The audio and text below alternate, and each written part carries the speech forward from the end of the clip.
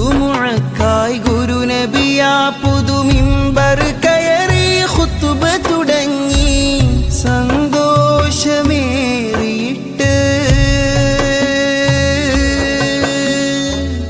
ജനമെല്ലാം തിരുവധരം വിട്ടുതിരും മൊഴിയിൽ ലിമ ചിമ്മാതെ ഈമാനിലാശയിട്ട്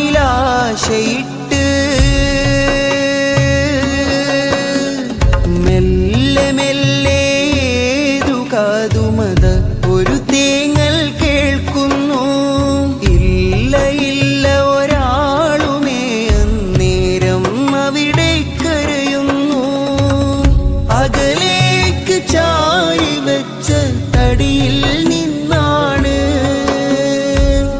ആരംഭ നബിയുടെ കൈവിട്ടതിൻ്റെ നോവാണ്.